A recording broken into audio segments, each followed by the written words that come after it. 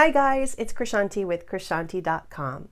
And as you probably already know, I learned how to be psychic and I love to teach people to do the same because we all have the potential to really tune into our intuition and to be super psychic and intuitive. It just takes practice. But something I talk about often is that I learned how to do this. I thought it was so exciting and fun to be able to help people. And I had no idea that the number one thing that people would be coming to me for was advice on relationships. And in this video, I'm going to talk about specifically a male-female relationship. A lot of people I work with are women, and why men lie and why they fall off the face of the planet. I might do another whole entire video about why they fall off the face of the planet because that happens like a lot. But in this one, I'm going to try to intermingle both. And just so you know, before we begin, it's not a one-size-fits-all type of thing. This is more of a generalization. Every single person in every situation is unique and different. What I won't be getting into a lot in this video is the sociopathic types of liars, the men who, and women do it too, but the people who lie and don't know they're lying, and so like everything that comes out of their mouth is a lie, et cetera, et cetera. So I'm not going to get into that whole psychosis sort of thing. This is just about why regular men lie to women in relationships. Generally speaking, they'll fudge the truth or fib or straight out, flat out lie to you because they're afraid of the reaction that they'll get if they tell you the truth. And they're afraid that you'll cry, that you'll fly off the handle, that you'll demand that they talk to you more, that you'll try to like convince them or bully them into doing what you want. So it's easier for them to just like tell a tale or to lie than to face your reaction. And the hard part for you, if you're dealing with this, is not to internalize it and be like, well, God, what does that say about me that this person is so afraid of me that they're not going to tell me the truth? They'd rather lie.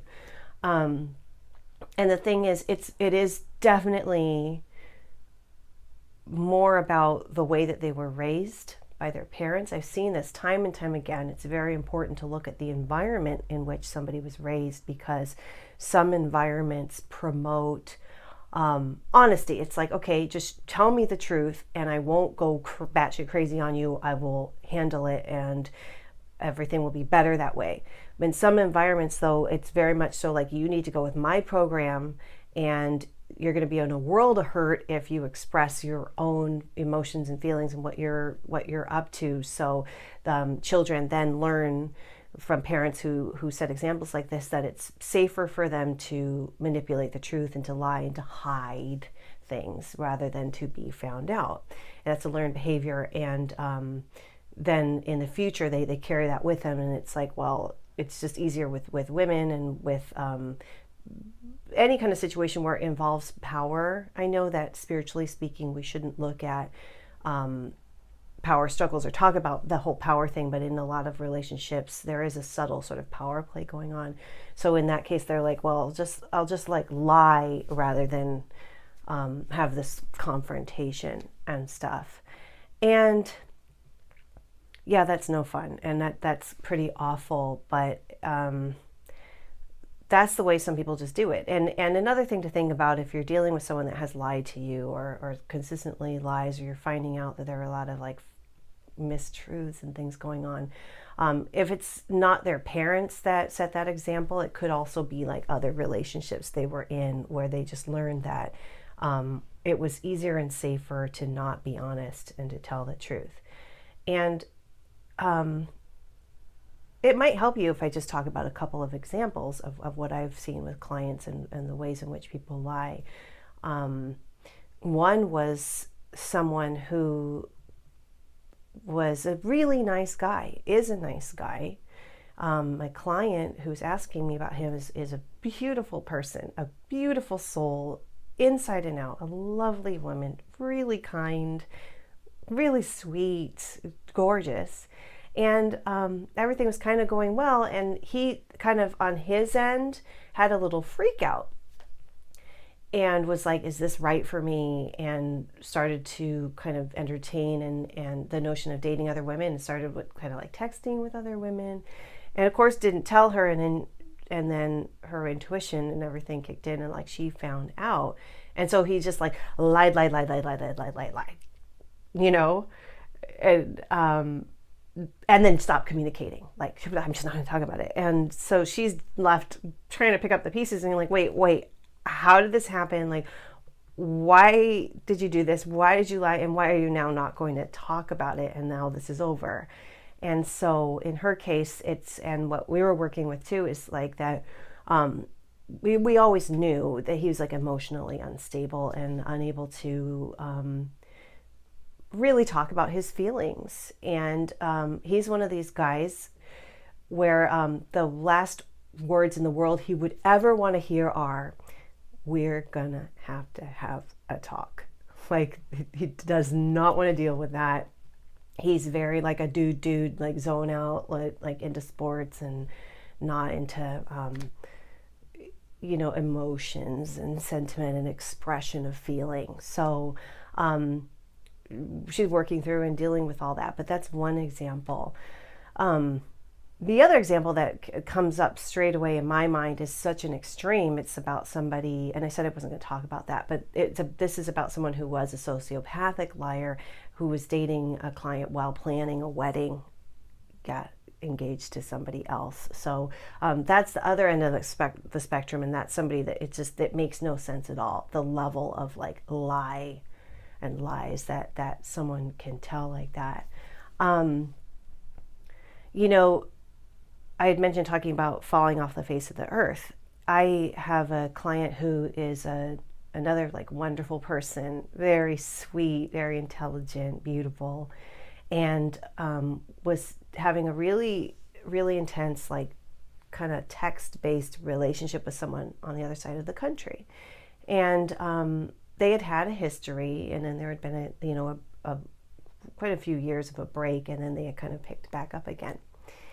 And everything was really nice, and it was really keeping her going, the whole thing. And then they started talking about him coming to visit. And he's like, yeah, I'm coming, I'm going to come, it'll be great to see you. And they were just talking about it all. And she's like, yeah, come on, let's do this. And then he just dropped off the face of the earth. Stopped texting, didn't reply to hers, just nothing. And she's like, hello.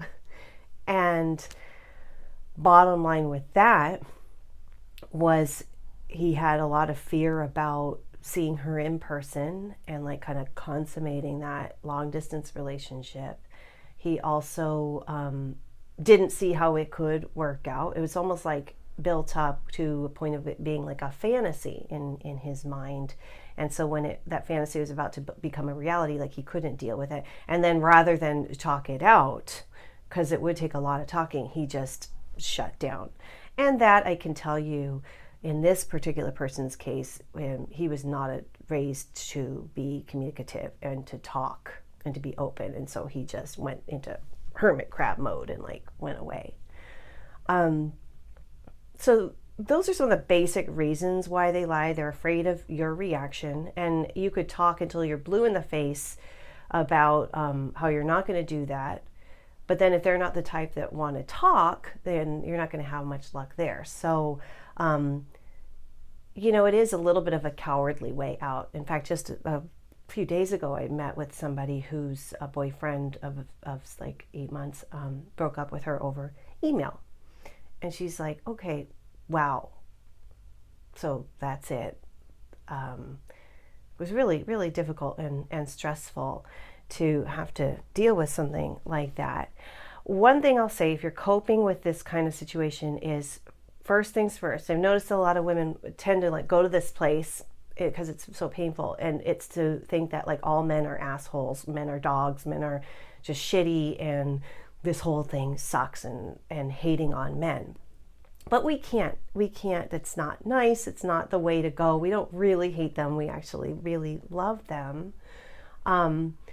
Hopefully what we can do is start to collectively, start to turn things around. And if you have dealt with people who are like lying and stuff, one thing that you can do as a spiritually evolved woman is to be like, that doesn't work in my book. And so if you find out that someone's been lying to you, just say, wow, I'm sorry that you feel like you have to cover yourself up or to be duplicitous and lie. That's not the way I operate. So I will see you later. Bye. Sometimes though, you're not that ready to just walk away if you're invested in it. So if you feel like you can talk, you can write something out and not expect to get a reply. Or you can say, listen, I need to just say this to you, and just say, this is just say, like, if you have something that you think that I'm not going to like, I'd rather you tell me and I will deal with it. I will be neutral. I won't get all crazy. I'll be calm and cool, and I'll figure it out.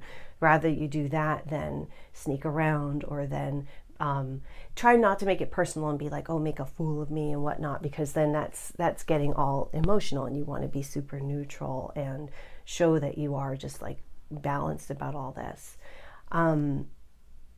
That should probably help to some extent.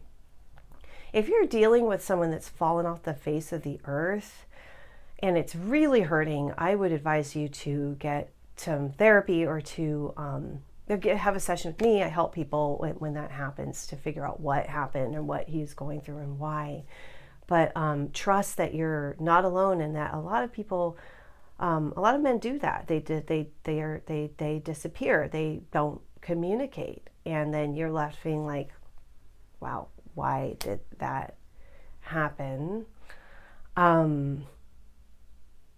If you can, I'm just trying to think of like a tip to give you that will help you heal from that.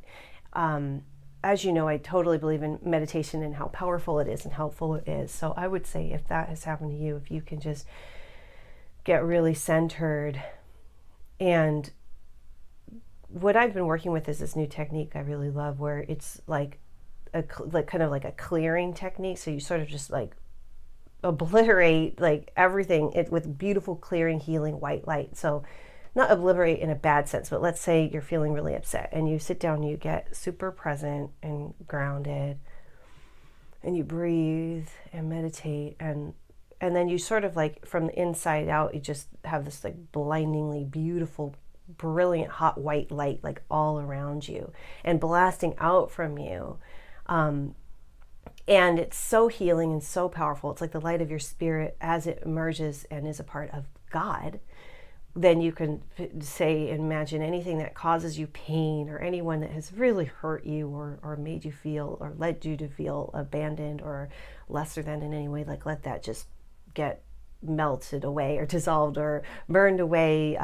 Just kind of completely, for want of a better word, obliterated in that beautiful light, just released and cleansed out. And just that's the best you can do. Like, if you can't get an answer from that person or from someone that knows that person, just keep on working on clearing yourself and clearing the energy of all of that. And you'll start to feel better, and you'll know you're better when you're at a place where you're like, well, that's just too bad that that person wasn't emotionally present enough, adult enough, evolved enough to speak a truth, that they had to just kind of take that sort of cowardly path out.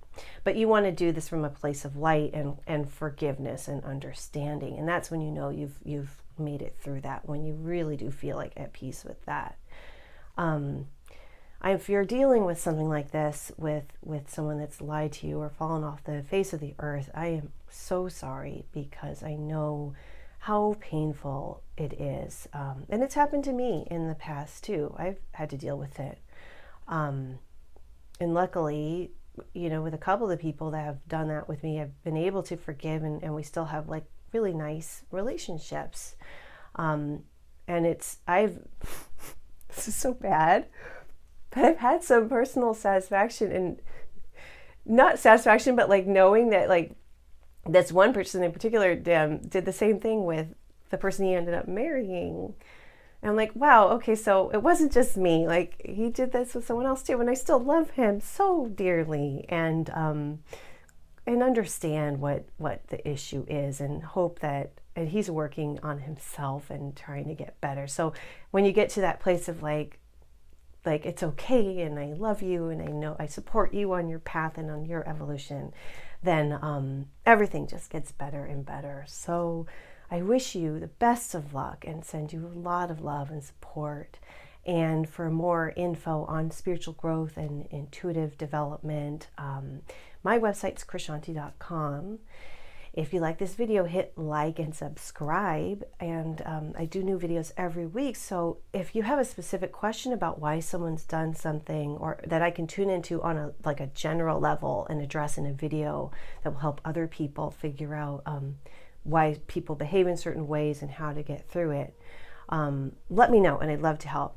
And in this video in particular, I didn't go into spiritual aspects, because that's like a whole huge other like multiverse of stuff going on there. But there are a lot of like spiritual reasons why someone might not be connected to their emotions and might tune things out, and all of that. So if you're interested in more of that stuff too, please let me know. And you can even email me, ask@krishanti.com. And that's all for today. Take good care, and I'll see you next time. Thanks. Bye.